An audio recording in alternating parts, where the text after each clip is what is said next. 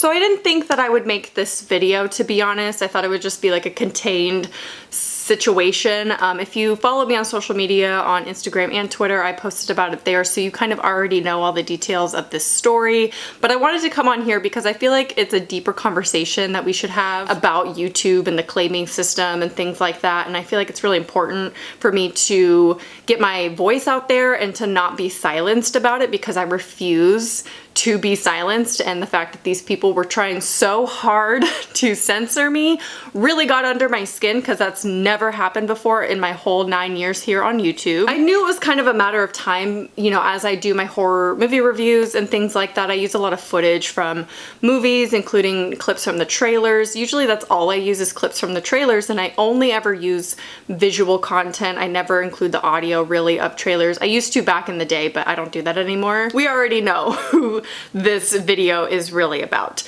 The Haunting of Sharon Tate. Okay, so these people really did not like my video, clearly, and I understand that because my video was very aggressive and I was telling people to not watch The Haunting of Sharon Tate. So I created a timeline. I wrote everything down, so I'm not gonna miss anything. So the first video, obviously, if you look at my channel, I have 2 copies of that video now live on my channel, and the first one that I uploaded was claimed manually by Lionsgate. And it was manually claimed, so that means that someone had actually seen it. It wasn't like flagged in the system, it wasn't flagged by YouTube. Someone had seen the video and manually claimed the video. And obviously it was because of the clips of the trailer that I used. They recognized that visual content as their own and decided to claim my video. I do want to point out that I was completely within my rights as a creator and used the clips of the trailer under fair use. So I used, like I said, I used clips of the trailer. It wasn't the whole trailer. I only used visual content, which now apparently can be claimed. I didn't think that it would. I thought it had to be visual and audio at the same time to be claimed, and I cut it up, so it wasn't the whole trailer playing all at one time. I cut it up, very small clips. If anything, I think I used less than 30 seconds of the whole trailer. And then obviously it was added to my video to aid in my commentary, which is another rule under fair use, is that if it is cut up enough to allow commentary in between clips, then it's appropriate for fair use. So I was completely within my rights to use their trailer the way that I did in my video. Obviously, they didn't like the video because I was very negative against their movie, and I do understand. Like, I get that they're frustrated with my video because not only did I say it was a bad movie, I told people not to watch it. And that's an aggressive statement, and I'll get into a little bit more clarification later.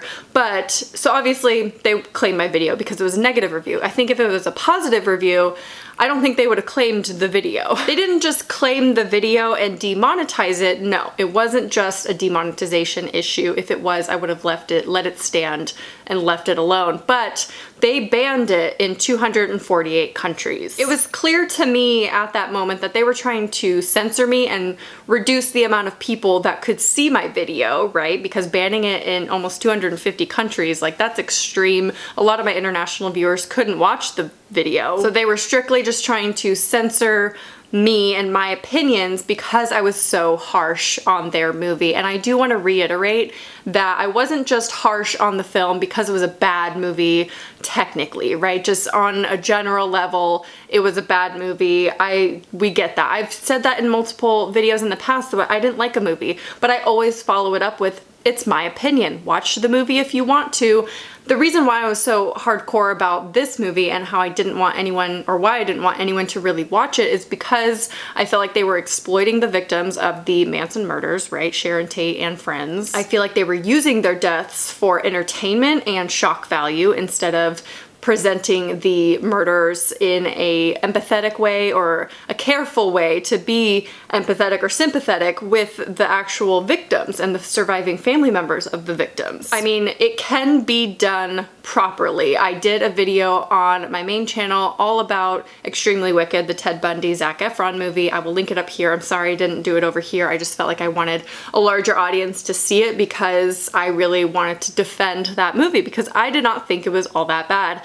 I didn't think they portrayed Ted Bundy in a way that, I mean, they did kind of glorify him a little bit, but I don't need to get into all of that. But that is a movie that did it the correct way. They did not exploit the victims. They did not recreate the murders in a brutal, gruesome way for shock value. What they did say and show in that movie presented it to the viewers, so we were reminded of who Ted Bundy was and what kind of things he did, right? This is not like that. The Haunting of Sharon Tate was not like that in any way, shape, or form, and I found that highly offensive, which again still remains my opinion. I'm not stating that as fact, but I did want to warn people that it was not a good movie in the sense that it exploited the victims. And I know that my viewers care about that because I've kind of accumulated a viewership that are the type of people to care about that. It was a lot deeper to me. It wasn't just a bad movie. Like, I would never tell people don't watch this movie, it's terrible, just because it's bad. It was beyond that for me, and I just don't think the movie was made with the best intentions. Anyway, let's move on through the timeline. It gets a lot worse. So after my original video was banned in 248 countries, I took to Twitter and I asked, should I re-upload it, just delete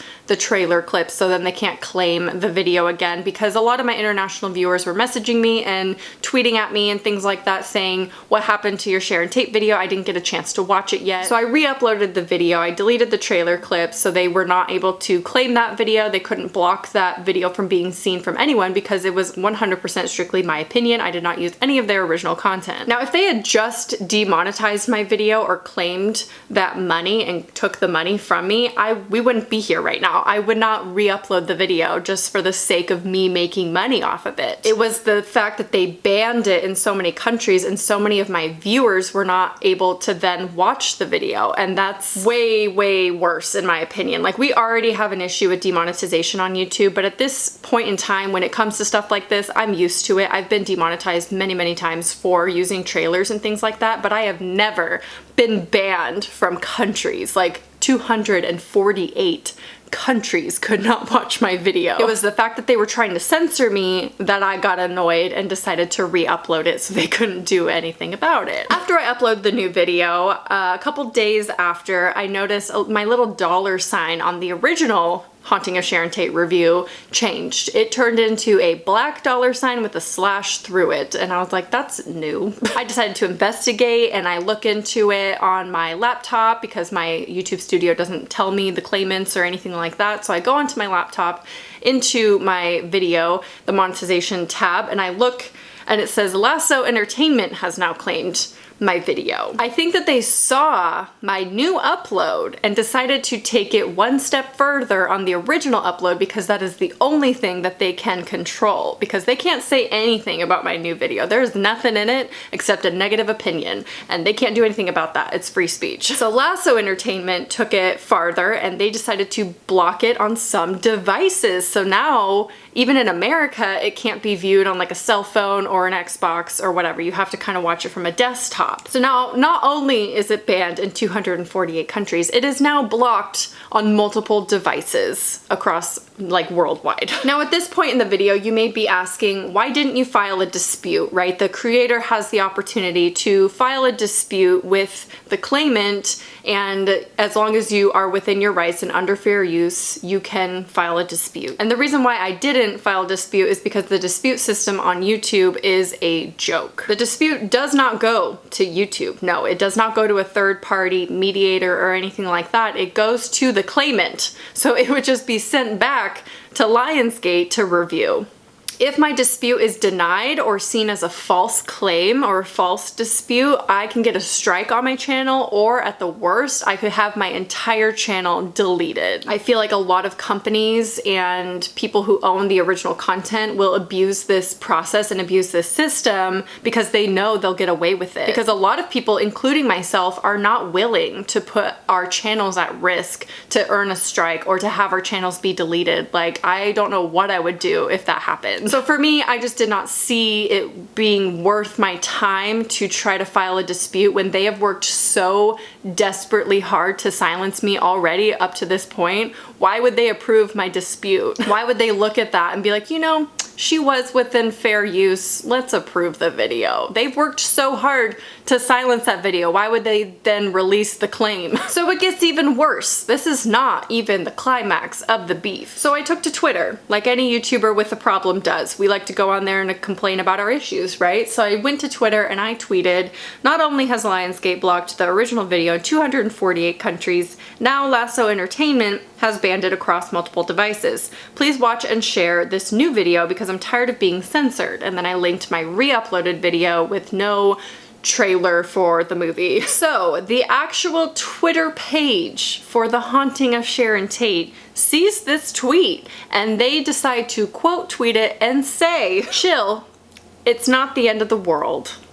So then I came back and I quote tweeted that and I said, apparently for you, it might be, since you're working awfully hard to make sure my opinion is not heard. I used the trailer clips within my rights under fair use, but sadly you're determined to censor me anyways. Normally I would not engage. I don't like drama, I don't like confrontation, but I was just tired of their efforts, and the fact that they tweeted me something so unprofessional, I was like, gloves are off. I'm gonna reply, I'm gonna respond, I'm gonna stand up for myself because this whole situation is completely asinine to me. My video was completely fair. I split up the clips. I didn't claim to own the content, and it was completely riddled with my opinion. Like, the whole video is my opinion. Whether people wanted to watch it or not after my video is completely up to them. Even though I said don't watch this movie, you know how many comments I got saying, well, now I have to watch this movie because they want to know how bad it really was. So if anything, I drove more traffic to look for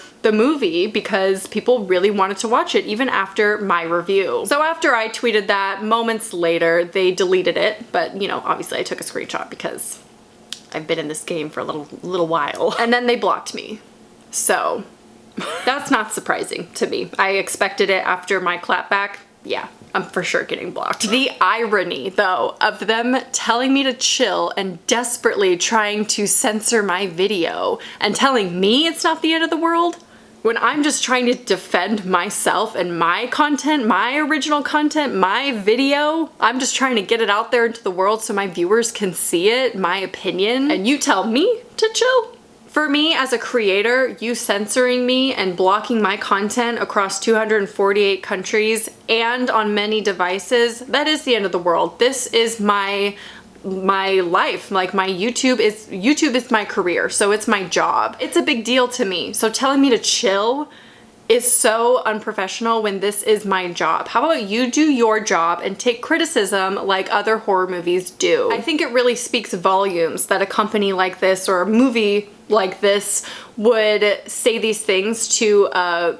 movie reviewer, you know, and not be able to take that criticism because they are desperately trying to hide negative reviews. I am not the only one that's been affected by this movie and been blocked by this movie. Like, they are desperately trying to hide negative reviews, and it's not just people who hate the movie. We are allowed to hate the movie. It's because you are exploitative of the situation. You didn't think about the victims at all. You might think that you did because it's about the victims.